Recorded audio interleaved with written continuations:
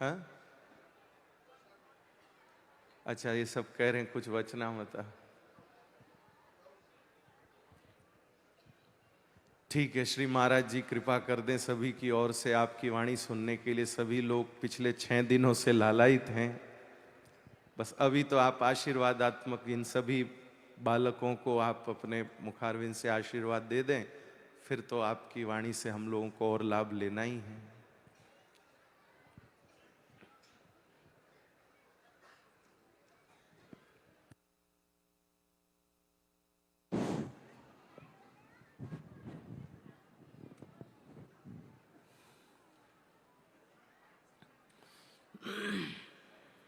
नमस्ते वासुदेवाय नमः संकर्षणाय च प्रद्युम्नाय निरुद्धाय सात्वतां पतये नमः नीलाचलनिवासाय नित्याय परमात्मने बलभद्र सुभद्राभ्यां जगन्नाथाय ते नमः। जय जगन्नाथ जय बलदेव जय सुभद्रा जय नीलाचल धाम। जय जगन्नाथ जय बलदेव जय सुभद्रा जय नीलाचल धाम। जय जगन्नाथ जय बलदेव जय सुभद्रा जय नीलाचल धाम। जय जगन्नाथ जय बलदेव जय सुभद्रा जय नीलाचल धाम। जय जगन्नाथ जय बलदेव जय सुभद्रा जय नीलाचल धाम। जय जगन्नाथ जय बलदेव जय सुभद्रा जय नीलाचल। श्रीमद्वारकेश द्वारकेश द्वारिकेश श्रीमद्वारिकेश द्वारिकेश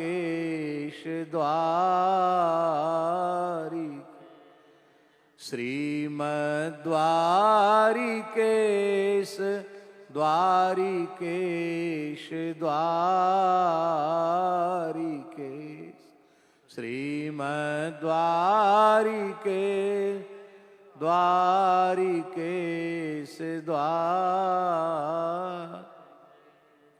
श्री द्वारिकाधीश की जय। द्वारिका धाम की जय।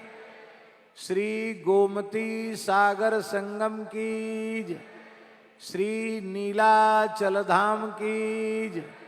श्री जगन्नाथ महाप्रभु की जय।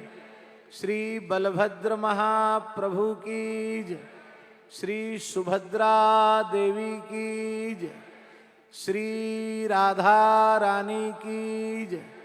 श्री 84 कोस ब्रजमंडल धाम की जय। अष्टपटरानीन की जय। गौरी शंकर भगवान की जय। श्री उद्धव जी महाराज की जय। श्री सुदामा जी महाराज की। लीलाधारी लीला के सूत्रधार देवर्षि श्री नारद जी की जय। सब संतन की जय। सब भक्तन की जय। सब विप्रन की जय। यज्ञेश्वरी जगत जननी गौ माता की जय। अखिल गोवंश की जय। जय जय श्री राधे जय जय श्री सीताराम। हर हर महादेव। निताई गौर हरि बोल। हरिशरणम। श्री द्वारिकाधीश प्रभु को, श्री जगन्नाथ महाप्रभु को और सन्मुख मंच पर अपने मंगलमय स्वरूप में दर्शन देकर हम सबको कृतार्थ करने वाले सभी भगवत स्वरूपों को देवर्षि नारद जी के सहित साष्टांग प्रणाम करते हुए पूज्य श्री गोरीलाल कुंज वाले महाराज जी के युगल चरणों में, पूज्य श्री देवगढ़ वाले बाबा जी के युगल चरणों में, श्री पलसाना वाले पूज्य महंत जी के चरणों में एवं जिनका दर्शन करके राधा कृष्ण जी के साथ श्री कृष्ण बलदेव का सहज स्मरण होता है। हमारे पुंडरीक गोस्वामी जी का दर्शन करते हैं तो लगता दाऊ दादा आ गए, और राधा कृष्ण जी आते हैं तो लगता है हमारे जगन्नाथ जी आ गए। ऐसे हमारे अत्यंत प्रिय पूज्य श्रीमन माधव गौड़ेश्वराचार्य श्री आचार्य पुंडरीक गोस्वामी जी को हम प्रणाम करते हैं और रामेश्वर भगवान का प्रतिनिधित्व करते हुए जो द्वारिका आए, ऐसा लगता है कि मानो रामेश्वरम धाम और द्वारिका धाम का आज मिलन हो गया, क्योंकि ये रामेश्वरम से आ रहे हैं ना हमारे इंद्रेश जी, तो मानो रामेश्वर भगवान के प्रतिनिधि होकर यहाँ आ रहे हैं और भगवान द्वारकाधीश की इस पावन पुरी में आ रहे हैं, तो लगता है रामेश्वरम और द्वारिका का मिलन हो गया और ब्रज और द्वारिका का भी मिलन हो गया, क्योंकि हम राधा रानी की ननिहाल से आ रहे हैं, मुखराई गांव से आ रहे हैं, श्री जी की ननिहाल से आ रहे हैं।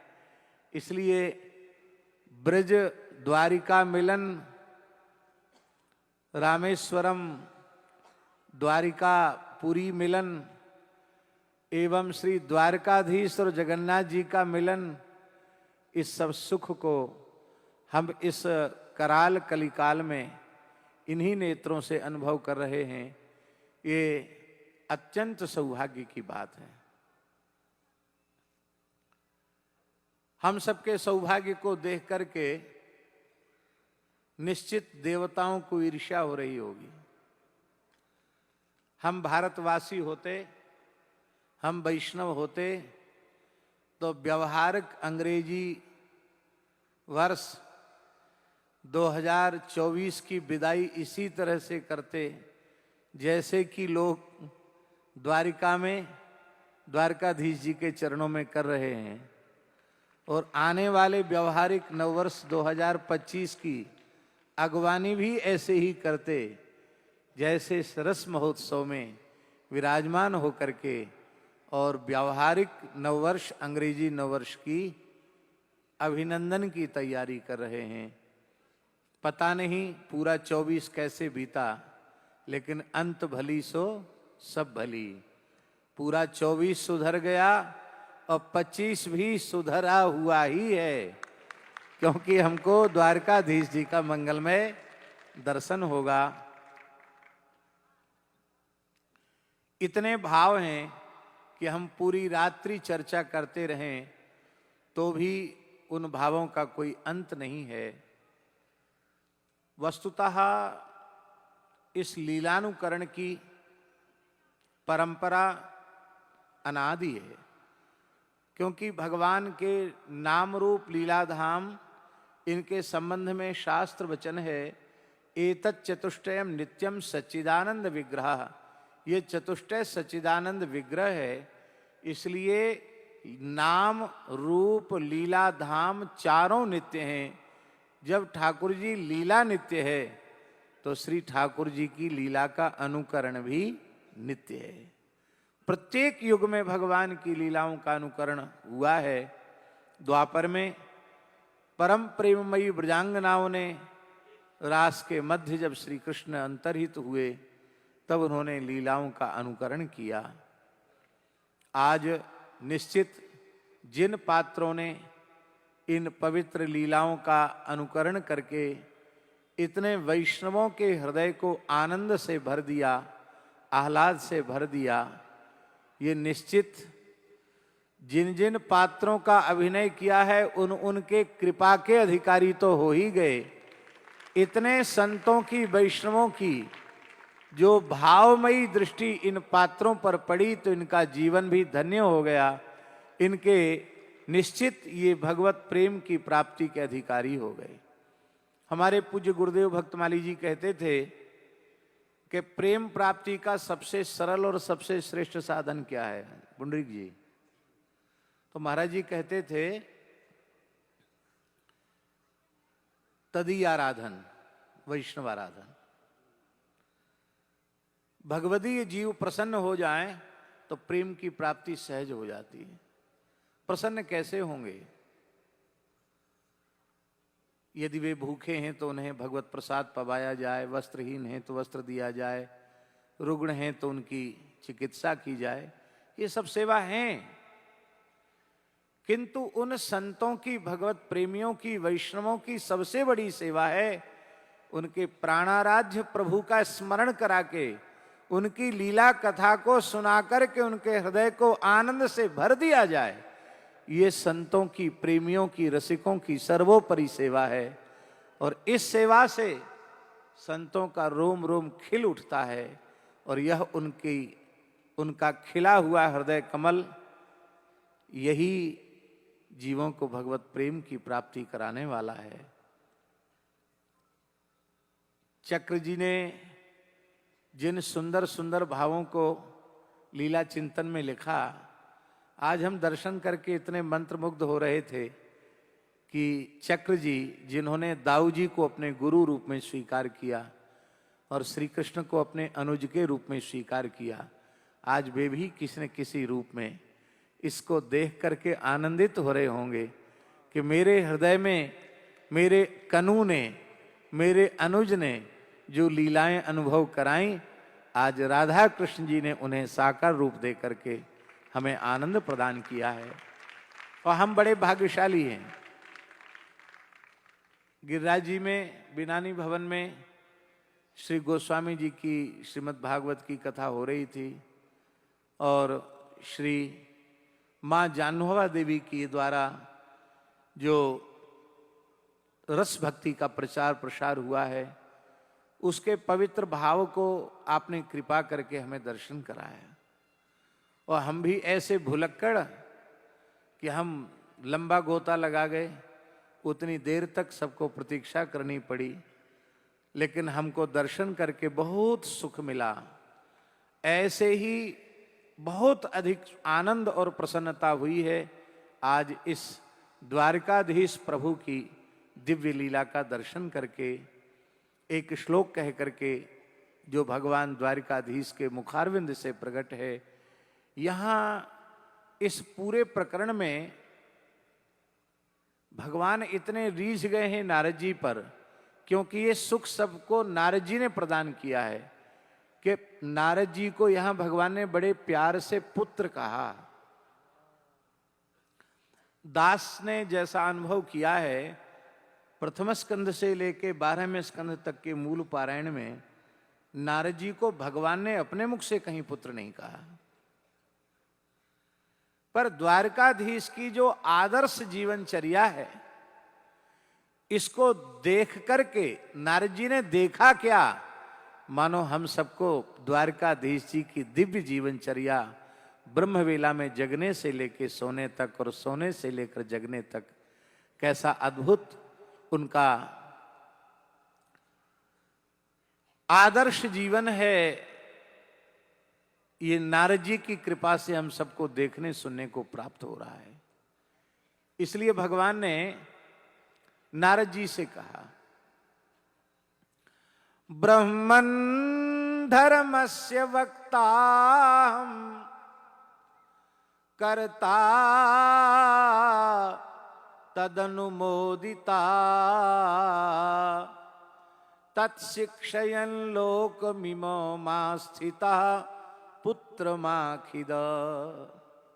पुत्रमाखिद, मेरे प्यारे पुत्र बेटा नारद, तुम अपने मन में खेद मत करो कि ये अनंत कोट ब्रह्मांड नायक सर्वेश्वर परात्पर परब्रह्म लीला पुरुषोत्तम श्री कृष्ण, भला इन्हें प्रातः काल उठकर ध्यान की क्या आवश्यकता है, इन्हें प्रातः स्मरण की क्या आवश्यकता है, इन्हें करावलोकन भूमि स्पर्श की क्या आवश्यकता है, इन्हें संध्योपासन की, गायत्री जप की, यज्ञ की, दान की, इस सब की, इन वैदिक कर्मों के अनुष्ठान की क्या आवश्यकता है।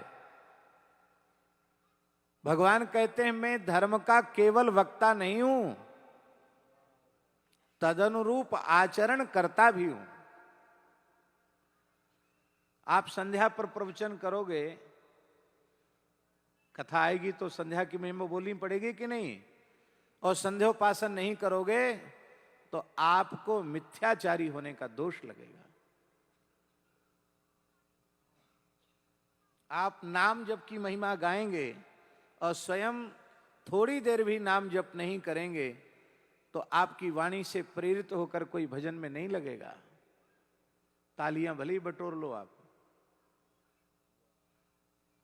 पूज्यपाद श्री डोंगरी जी महाराज की कथा से अनगिनत जीव नाम जप में लग गए, क्योंकि पूज्य डोंगरी जी स्वयं भजन परायण थे।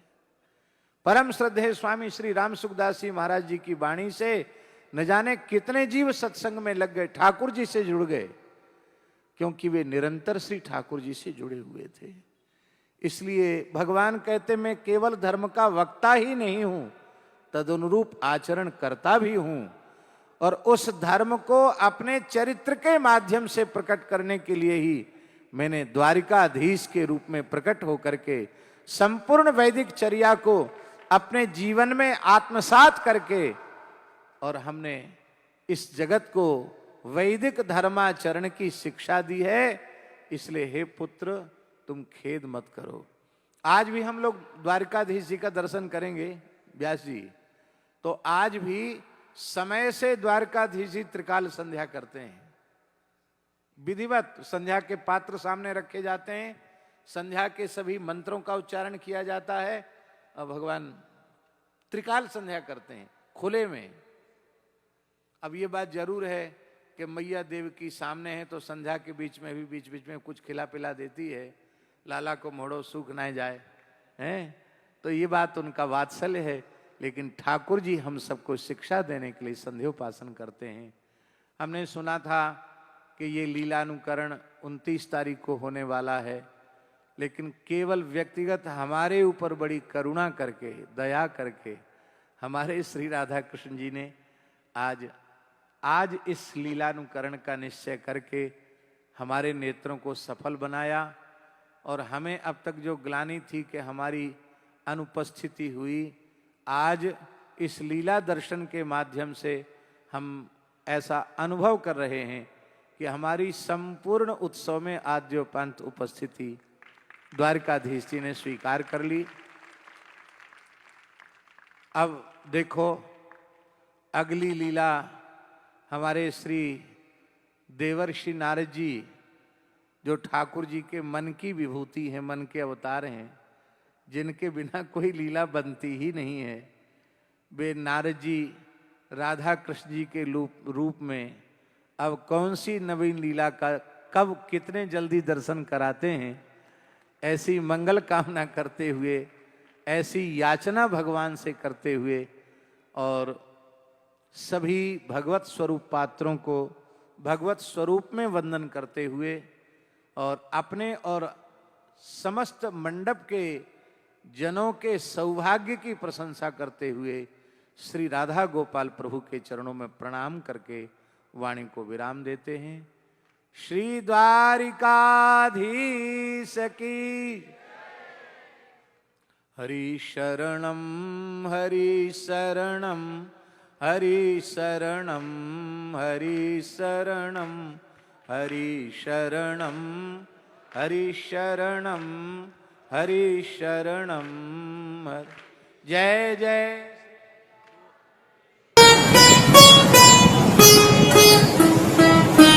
श्री सीताराम प्रतिदिन सत्संग एवं दर्शन के लिए श्री महाराज जी के ऑफिशियल चैनल को जरूर सब्सक्राइब करें।